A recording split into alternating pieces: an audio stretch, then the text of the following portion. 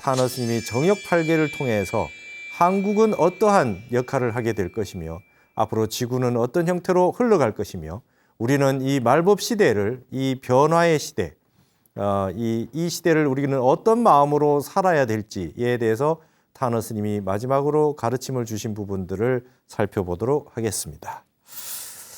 지난 시간까지 우리가 정역 8개에 대해서 보았는데요. 정역 8개 해설의 마지막 부분에 타너 스님이 하신 말씀이 이렇게 스님이 책에 마지막으로 써주셨습니다. 간방인 한국이 세계의 중심이 된다는 겁니다. 지난 시간에 보셔서 아시겠지만 문왕 8개의 동과 서에는 진과 태가 서로 짝이 되어서 동서를 나누고 있었죠. 그러나 정역 8개에 보면 간과 태가 서로 짝이 되어서 동양과 서양을 대표하고 있는 것을 볼 수 있습니다. 타너 스님이 간방이 세계의 중심이 된다.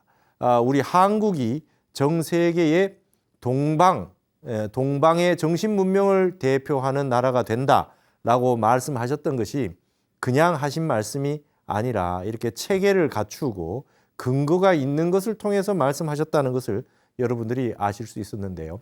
그에 대한 설명을 한번 보도록 하겠습니다. 지구가 성숙됨에 따라 후천 시대는 결실 시대로 변하는데 이 결실을 맡은 방위가 간방이며 간방은 지리적인 8개 분야로 보면 바로 우리 한국이다. 지는 중국이고요. 소는 일본입니다. 그다음에 태는 미국과 유럽이고요. 리라고 하면 불은 베트남 같은 남방입니다.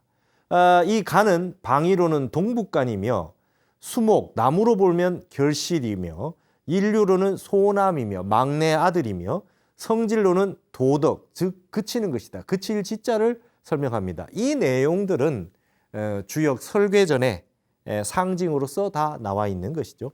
동북방이라고 하는 것은 주야의 교차 또는 동춘, 겨울과 봄의 교차도 된다.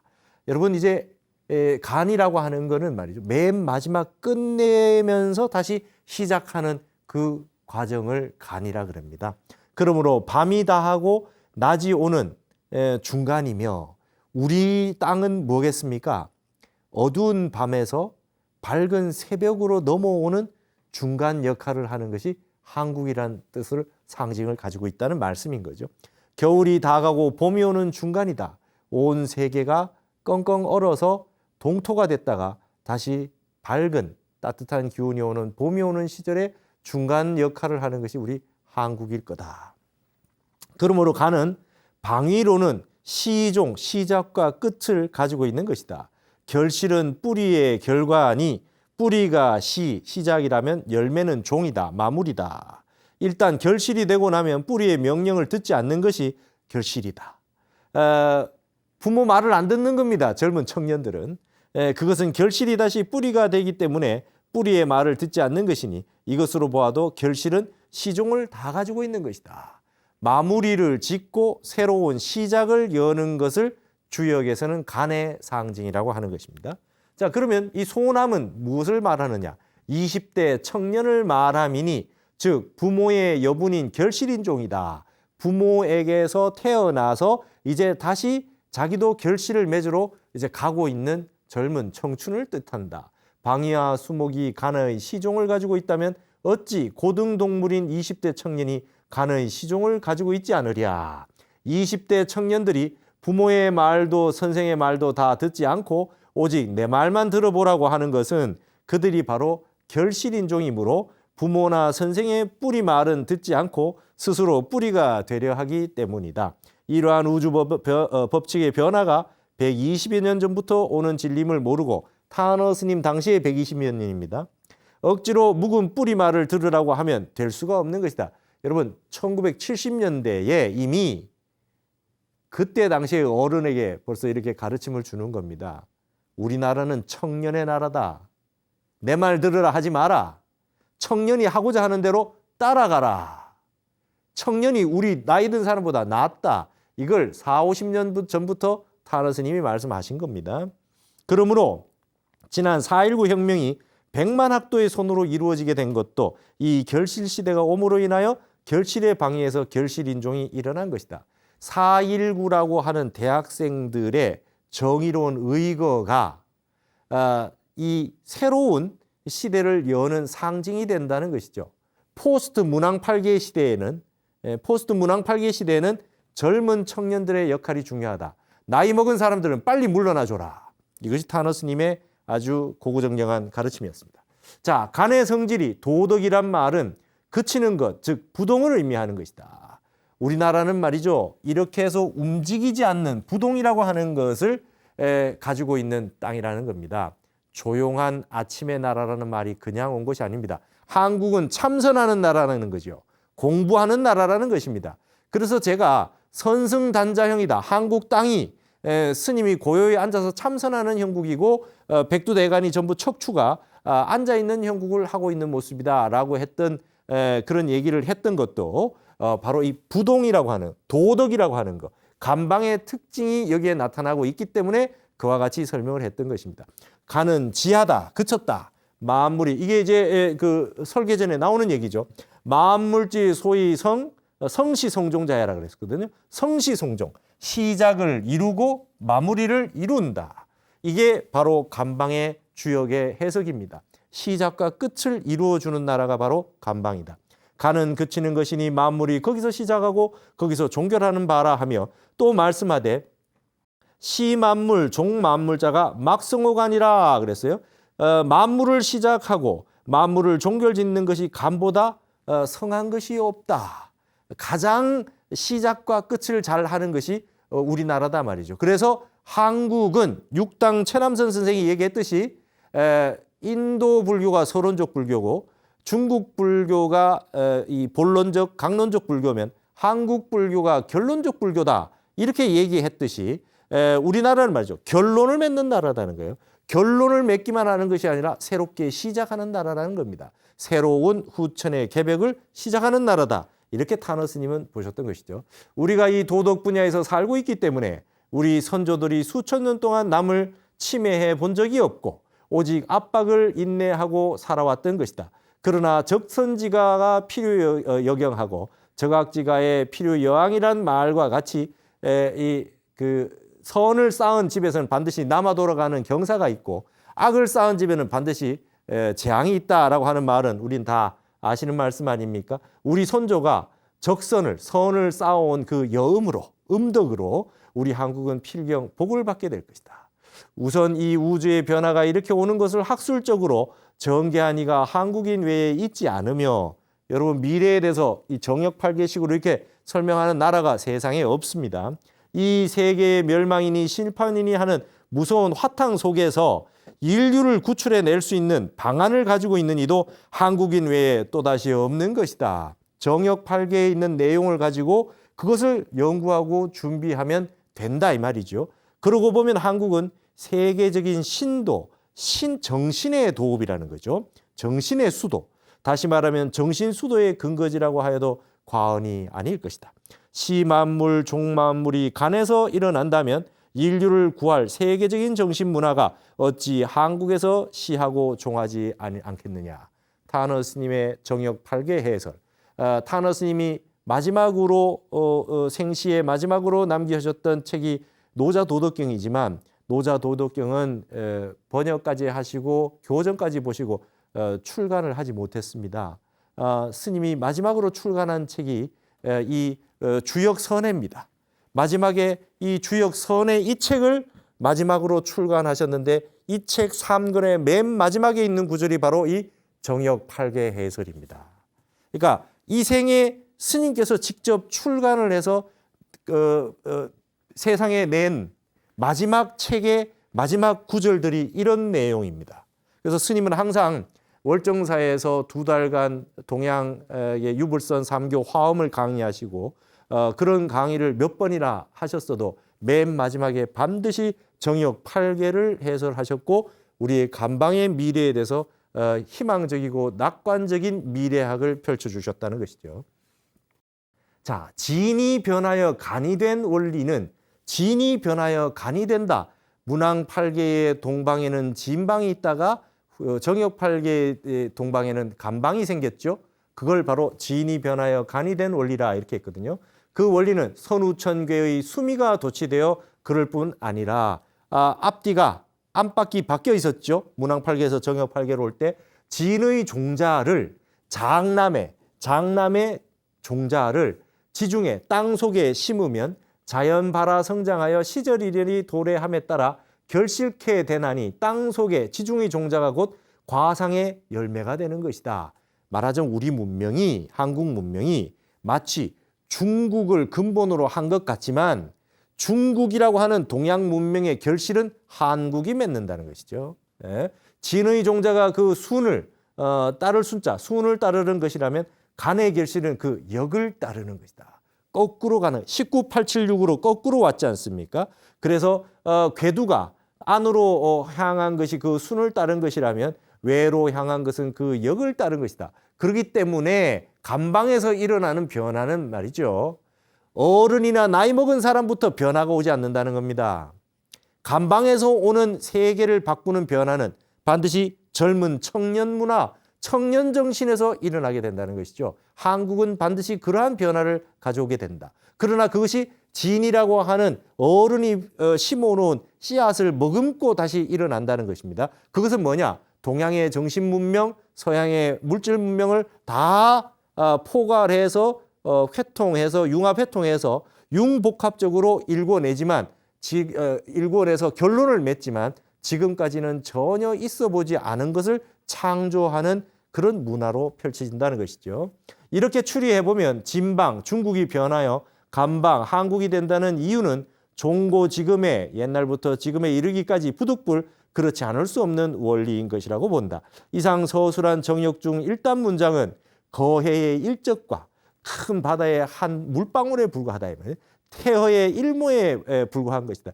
거대한 하늘, 이 텅 빈 하늘에 터럭 하나 정도밖에 되지 않는다. 내가 지금 정역 8개에서 설명하는 이 많은 내용들의 상징은 말로 다 담을 수가 없다 이 말인 것이죠. 그러나 궤도의 미래상을 암시한 내용은 여기에서 벗어날 수가 없는 것이라고 본다. 스님이 그리고 이 말씀을 많이 하셨습니다. 봉황의 이루만 보아도 오체의 찬란함을 엿볼 수 있고 어육의 1년만 맛보아도 전정의 진미를 알 수 있는 것이지만 오체의 문과 전정의 미를 굳이 다 알고자 한다면 독자의 일생을 통하여 영리를 연구함에 있는 것이다. 또는 문자로서 말을 다할 수 없고 언어로서 의사를 다할 수 없는 것이니 문자의 오의와 아주 깊은 뜻과 언어의 종지는 말 밖의 종지는 오직 당인의 일념이 묵묵상계하여 저런 전려한 경지에 있을 뿐인 것이다. 이 내용들 여기에 펼쳐놓은 정역팔계 해설만 봐도 마치 봉황을 다 보지 않아도 말이죠. 봉황의 날개 터럭 하나 그 빛깔만 딱 봐도 봉황이 어땠겠구나. 여기 나온 내용만 내가 정역을 다 설명해 주지 않아도 이 정도만 해도 그 깊은 뜻은 알 수가 있을 것이다. 그러나 이거를 진짜 제대로 알고자 한다면은 일평생 이 영리를 주역의 역학을 영리를 연구해야만 되는 것이고 그다음에 묵묵상계에서 저런 전려한 경지, 말이 끊어지고 생각이 끊어진 경지에 참선을 통해 가지고 깊은 경지에 들어가야 이 정역의 내용까지 다 알게 될 것이다. 이런 말씀으로 이 마무리를 하게 되신 겁니다. 이 내용이 스님이 정역팔계 해설의 마지막 구절입니다. 그러면서 신유년 1982년 한제의 겨울에 탄어가 지하다. 탄어가 내가 아랜다. 이렇게 얘기했거든요. 1982년 겨울에 이거를 탈고를 하시고 1983년에 입적하신 거 아닙니까? 자, 여기에 이제 조금 전에 나왔던 마지막 부분에 이제 감방과 관련해 가지고 설명을 좀 드리기 위해서 다시 문왕팔계와 정역팔계를 놓고 한번 보시도록 하겠습니다. 진이 변해서 간이 되었다 이렇게 얘기를 하고 있지요. 자, 여기 보실 것 같으면 진은 중국입니다. 그다음에 태는 미국으로 상징이 되고요. 간은 우리 한국이고요. 태는 여전히 미국입니다. 그러니까 여러분 서양에서는 정역팔계 시대가 와도 미국이나 유럽은 여전히 강세를 가지고 있다고 볼 수 있겠죠. 여전히 강세를 가집니다. 그다음에 문왕팔계의 완성은 뭐가 됩니까? 진이라고 하는 중국이 태방과 태방 서방과 미국과 서로 쌍벽을 이루는 시절이 와야 문왕팔계가 완성되는 겁니다. 이 시절이 한번 와야 정역팔계로 바뀌어 간다는 것이죠. 그래서 타너 스님이 어떤 말씀을 하셨냐면 1960년대에 이미 앞으로 중국이 뜬다. 앞으로 중국이 뜨게 되니까 중국으로 유학을 가라. 중국으로 유학을 가라. 그리고 중국어 공부를 해라. 그랬습니다. 서울의 대학교 가운데 서울대학교, 외국어대학교 뭐 몇 개 대학만 60년대에 중어중문학과가 있었습니다. 그 이전에는 그 이후에 다 중문과가 생겼는데요. 60년대 이미 타너 스님은 중국 화교 선생님을 매주 수요일 날 오게 해서 중국어를 배우셨대요. 그래가지고 강의하신 거를 보면 그때 이미 중국어를 잘 하십니다. 백화를 막 발음을 하시고 중국어를 막 하신단 말이죠. 굉장히 빠른 거죠. 왜냐? 문왕팔계의 시대의 완성은 진방이 태방과 쌍을 이루는 형태로 간다. 이때만 해도 동양이 서양에 비해서 훨씬 못하는 그런 수준이었는데 앞으로 동양과 서양이 서로 쌍벽을 이루는 세상이 한 번 온다. 이러한 시절을 맞이하고 난 다음에 간방이 된다는 것이죠. 동양의 결실은 간방이 맺는다. 한국이 그 결실을 맺는다. 이렇게 말씀을 하셨던 겁니다. 그러니까 어떻게 되느냐. 여기에 있는 3이라고 하는 숫자. 제가 여러분 정역을 연구를 해보니까 이 정역에는 어떤 구절이 있냐면요. 이거는 3이라고 하는 숫자입니다. 3이라고 하는 숫자는 뭡니까? 1호지중입니다. 1과 5의 중간수예요. 1과 5의 중간. 근데 여러분 8은 무슨 숫자입니까? 예, 5와 10의 중간수예요. 그러니까 1과 5는 태극과 환극의 중간수지만 간방이라고 하는 건 저게 8로 되어 있다는 건 말이죠. 환극과 무극의 중간수예요. 그러니까 이 진방은 중심이라고 해봐야 동양의 중심밖에 안 돼요. 그러나 앞으로 간방은 무극이 일어났을 때 전 세계의 중심이 될 수 있고 간방이 동양을 대표할 때는 세계의 중심으로 나아간다. 이렇게 보는 겁니다. 그래서 타너 스님이 어떤 말씀을 하셨냐면 한국은 여전히 미국과 잘 지내게 된다. 미국과는 잘 지낼 수밖에 없다. 그리고 미국이라는 나라가 한국이라는 나라를 6.25 때부터 지켜주고 한 것이 간태가 합덕돼 있다. 이 말이죠. 이걸 여러분 간태합덕이라고 합니다. 간태합덕. 이것을 무엇이라 그러냐? 간과 태, 소남과 소녀, 젊은 청년 남자와 젊은 청년 여자가 서로 결혼하는 것을 간태합덕이라 그래요. 그래서 여기에 앞에 나와 있듯이 이렇게 간과 태가 합덕을 하는 게 이제 젊은 사람이 결혼하는 거죠. 그러면 진과 손이 서로 짝이 돼 있는 거죠. 진과 손은 뭡니까? 장남과 장녀입니다. 이분들은 이미 결혼해 있는 사람들이라. 이미 결혼해서 나이를 많이 먹은 사람들이. 간과 태는 이제 젊은 남녀가 이제 결혼을 하는 궤에 해당합니다. 이거에 대해서 이제 설명을 해놓은 것을 또 타너 스님 다른 부분에 설명해 놓은 걸 제가 여기에 여러분에게 알려드리려고 이렇게 했습니다.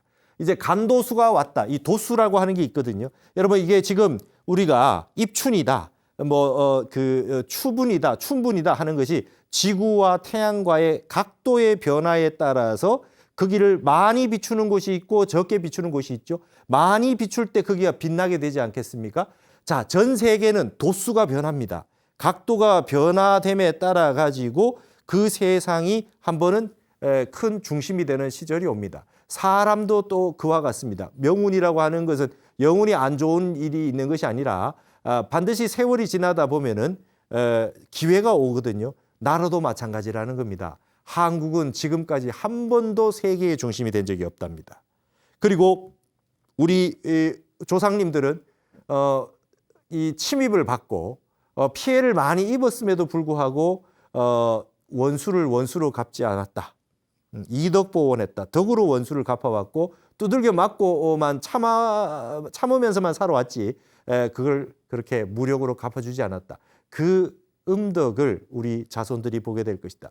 그러면 세상이 완전히 바뀌는 시절에 한 번은 이 우리 간방이 세계의 중심이 될 때가 있는데 이제 정역팔계가 나왔다는 것은 간방의 간도수가 왔다. 우리나라에 빛이 한 번 오는 시절이 왔다. 그렇게 해서 간태 합덕이 된다. 서양과 동양을 합하게 되는 여러분 이게 여기에 보실 때 진과 태는 합덕이 안 됩니다. 장남하고 소녀하고 나이 많은 남성하고 나이 아주 어린 처녀하고 이게 서로 짝이 안 돼요. 미국과 중국은 좋아질 수가 없다. 타너 선생님 늘 하신 말씀입니다. 이건 짝이 될 수가 없어요. 짝이 되는 건 간태합덕이라는 겁니다. 간태합덕이 되면 어떤 현상이 일어나느냐? 이게 축선이 형성이 된다는 것이죠. 이러한 파멸의 시기에 우리나라는 가장 적은 피해를 입게 되는데 그 이유는 한반도가 지구의 주축 부분에 위치하기 때문입니다. 이랬어요. 정역 이론에 따르면 한국은 지구의 중심 부분에 있고 간태가 축으로 되니까 일제시대 일본의 유키사와 박사는 계룡산이 지구의 축이라고 밝힌 적이 있습니다.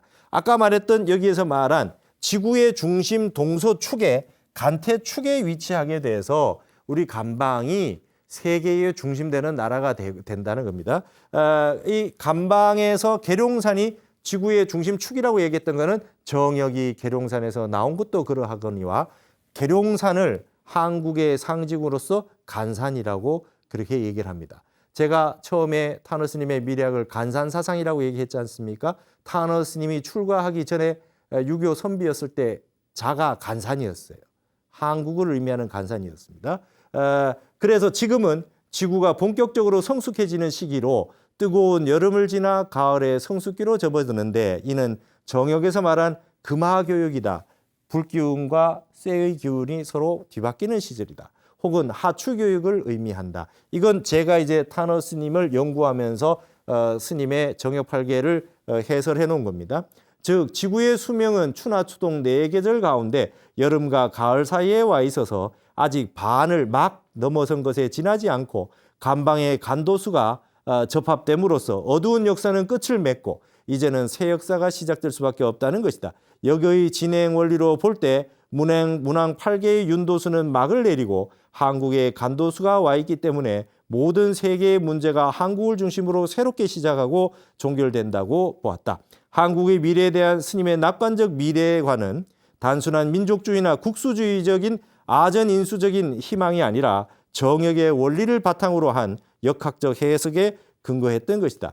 한편 스님은 정역 이론에 입각하여 한반도는 지구의 중심축 부분에 위치하기 때문에 가장 적은 피해를 입게 된다고 보았다. 타너 스님이 굉장히 많은 지진이나 이런 부분들을 해석을 하셨습니다.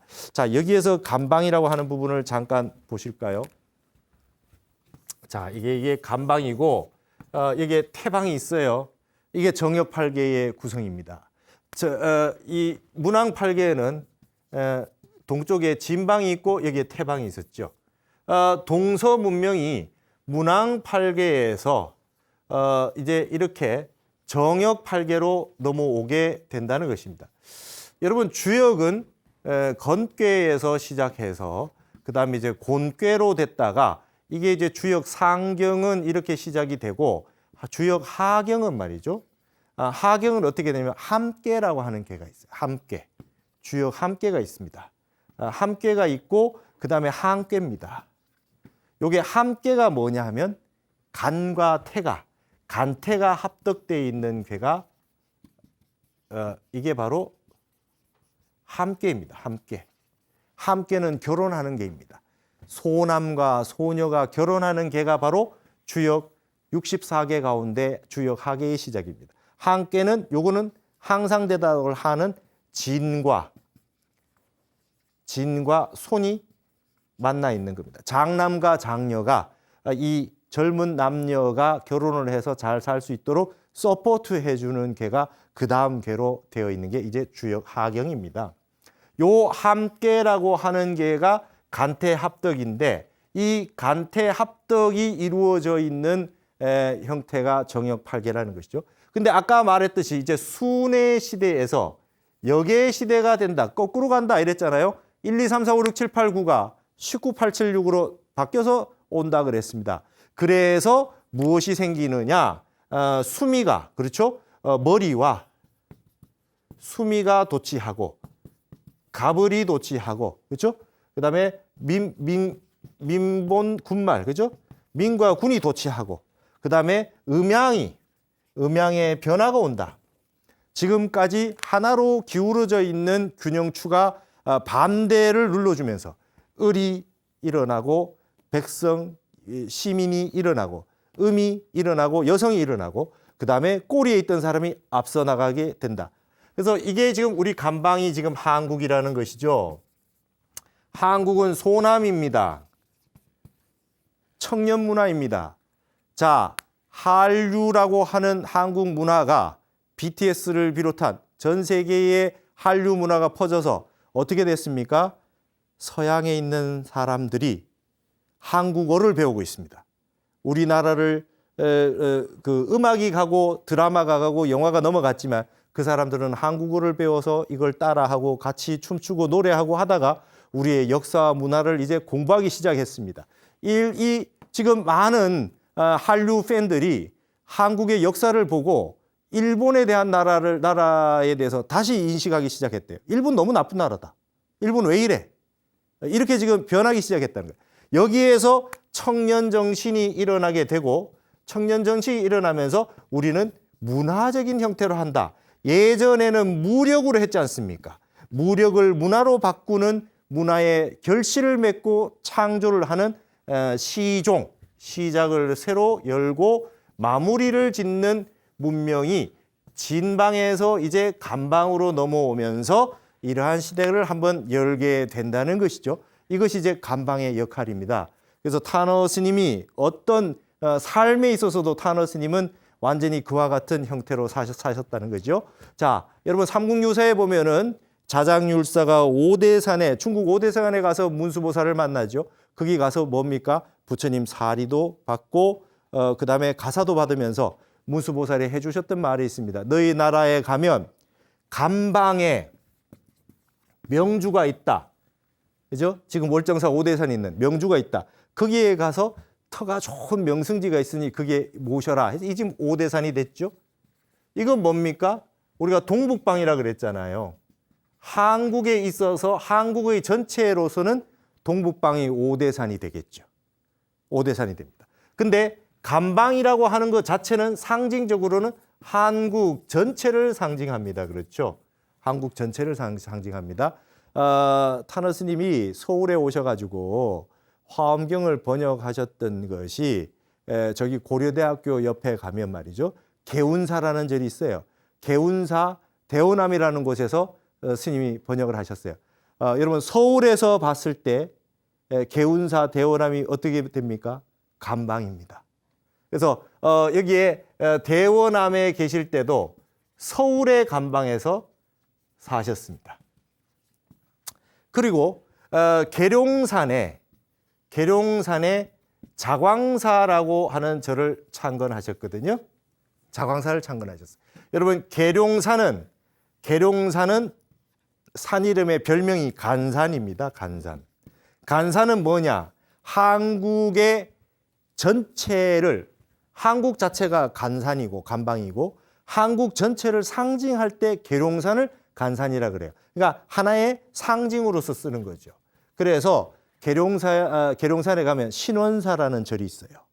신원사라고 하는 절이 있는데 이 신원사라는 절에 이 중악단이 있습니다. 가운데 중자 매부리 약자 중악단이 있는데 이 중악단이라고 하는 이 가운데 중자를 쓰잖아요. 묘향산에 상악단이 있고 계룡산에 중악단이 있고 지리산에 하악단이 있어요. 이것은 정신의 중심이라 이 말입니다. 정신의 중심.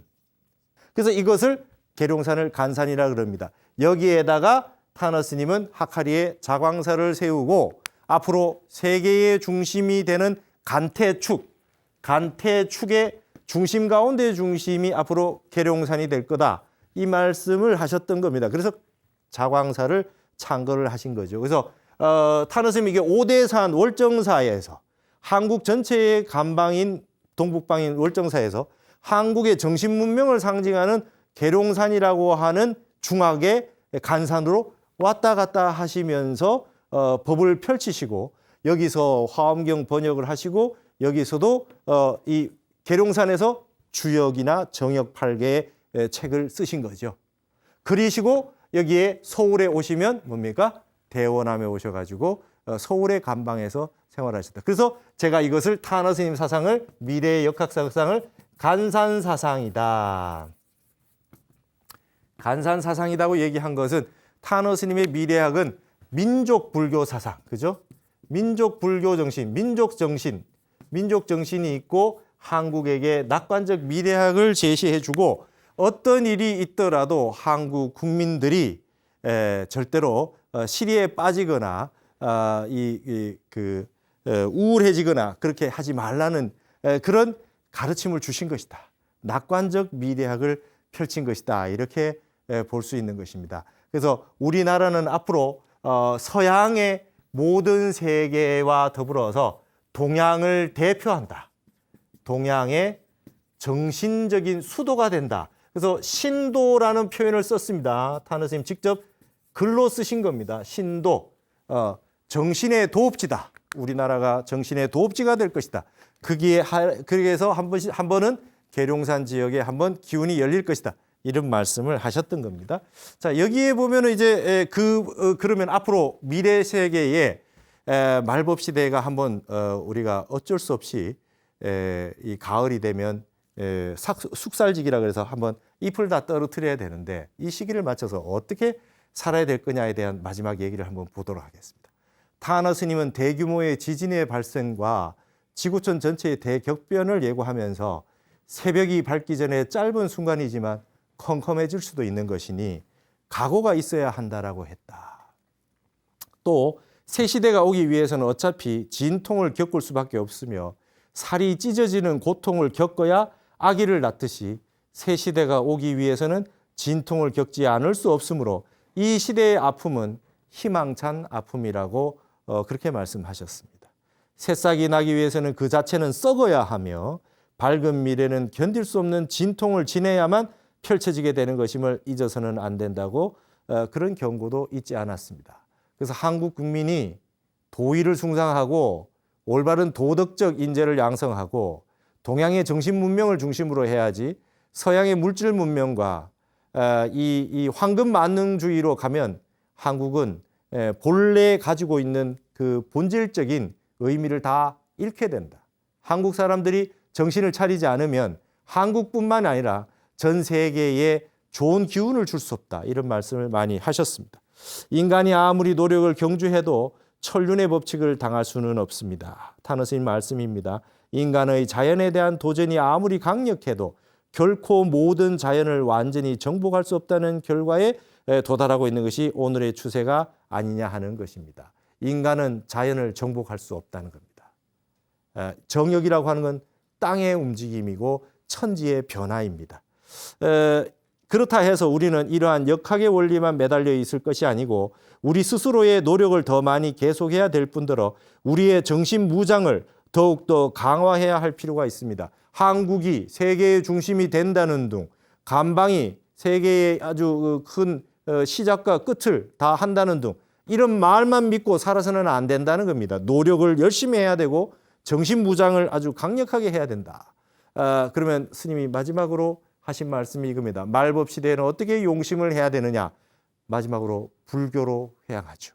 능엄경에 있는 구절과 원각격에 있는 이 두 구절을 우리 국민들과 전 세계의 인류에게 제시를 하셨습니다. 부처님께서 능엄경에 말씀하시기를 일인이 발진기원하면 시방허공이 실계소원이다. 한 사람만이라도 진리를 발명해서 근원으로 돌아가면 시방허공이 모두 다 녹아내린다. 이런 말이 있죠. 이게 여러분 능엄경에 있습니다. 한 사람만 제대로 된 발심을 하면 온 세상의 허공이 다 녹아내린답니다. 이런 말씀은 사람들이 잘 믿으려고 하지 않아요. 근데 여러분 지금 코로나가 어땠습니까? 한 명만 확진자가 나와서 퍼뜨려도 온 세상 사람들이 다 퍼져나가지 않습니까? 바이러스 퍼져나가는 거 보면 발진기원도 우리 믿으셔야 된다고요. 한 사람이 진짜 발심을 해서 제대로 된 정진을 하면 그 주위에 있는 모든 부분들이 갑자기 확 변해서 불국토가 되고 일진법계가 된다는 것입니다. 이게 지금 능엄경에 있는 말씀입니다. 우리가 육안으로 보니까 허공이 보이는 것이지 도통한 성인들은 허공이 안 보이고 대신 마음광명이 나타납니다. 이 세계가 텅 비어 있는 허공이 아니고요. 광명세계랍니다. 보광명지의 세계라는 것이죠. 이러한 마음의 광명 속에서 우주는 다 녹아 없어져 버리고 말 것이다. 일체가 마음 하나가 이루어내는 것이다. 일체가 유심존이 말법 시대에 불안, 초조, 공포 이런 거 다 버리고 우리의 텅 빈 마음의 근본 자리로 돌아가라. 이게 스님의 마지막 첫 번째 말씀. 두 번째 말씀은 원각경 구절입니다. 말세의 재중생이 신불생 허망하면 불설여시에는 현세적 보설이라. 이 구절 있잖아요. 말법 시대의 모든 중생이 마음에 허망한 마음을 내지 않으면, 허망심을 내지 않으면 부처님은 말씀하시길 이와 같은 사람은 현세에 그대로 보살이다. 여러분 원각경에 이미 말세라는 말이 나오고 있지 않습니까? 여러분 말법 시대에도 마음 흔들리지 않는 허망심을 내지 않으면 생각 끊어진 자리, 무심의 자리, 부동심의 자리를 그대로 지키고 있다면 부처님 말씀에 이와 같은 사람은 말법 시대에도 그대로 그냥 그분이 보살이더라 이 말입니다. 이 말씀은 지금 같은 말세에도 부처 마음이 곧 내 마음이라고 꼭 믿고 마음에 허망하다는 생각을 지니지 않으면 이런 이가 바로 보살도를 행하는 그런 이라고 한 것입니다. 이렇게 됐습니다. 여러분 타너 스님의 모든 결론은 선에 있습니다. 선과 화엄으로 귀결되어 있습니다.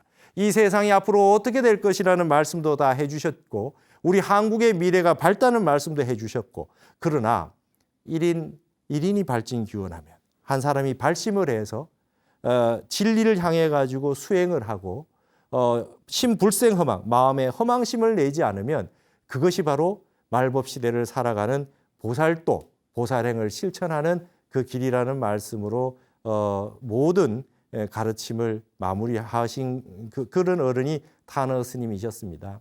앞으로 우리는 코로나 이후에 그 어떤 질병이 올지도 모르고 지진, 해일, 화산 그 어떤 기후와 기상 이변이 올지 모릅니다. 모든 대격변이 모든 종교 사상에 이미 예측되어 있습니다. 타너 스님은 이것을 정역을 통해서 자세하게 그 원리에서부터 2007지나 수조남천 수석북지와 같은 그러한 말씀들로 다 고구정량하게 설명해 주셨습니다. 그러나 지구는 멸망이나 심판이 아니라 성숙과 결실의 시대를 맞이하는 것이고 그러한 정신문명의 새로운 시대가 올 때 후천 개백의 시대가 올 때 한국은 세계의 정신문화의 중심이 된다. 무력이 아닌 문화와 화합과 조화와 평화를 중심으로 한 한국인의 평화의 사상이 이 세상의 바른 정신문화의 중심이 될 거라고 말씀하셨고 이런 고통의 시대는 밤이 새로운 새벽을 맞이할 때 겪어야 되는 거대한 진통과 크다란 아픔이 있을 수 있다. 이때 우리 한국인들은 이러한 사명감을 갖고 마음에 참선을 하면서 부동심을 가지고 세상에 이 모든 고통받는 사람들을 선도하는 보살행을 해라. 이것이 이제 타너 스님의 사상이었습니다. 스님께서는 많은 수락이나 역학이나 이런 부분에 아주 능하셔가지고 세상에는 예언가, 무슨 뭐 수락가 이런 것처럼 많이 지금 알려져 있는데 저는 스님의 근본 사상이 선과 화엄에 있고 마음에 참선을 하고 부동심으로 영원히 수행을 하면서 부처님 법대로 살아가는 것에 있었다. 스님의 회통사상의 근본은 바로 이러한 것에 있었다라고 하는 말씀을 우리 한국의 국민들과 불자들과 함께 나누고 싶었습니다. 앞으로 우리에게 많은 시련이 있을 수 있으나 타너 스님 말씀하셨듯이 생각 끊어진 자리, 마음이 텅 비어서 한 생각도 일어나지 않은 그 성자리를 위해서 여러분 우리 수행하면서 공부를 해 나가고 주변에 힘들고 고통받는 분들이 있으면 서로 돕고 이타행 요익행을 하는 보살도를 실천하는 그런 한국인이 되었으면 좋겠습니다.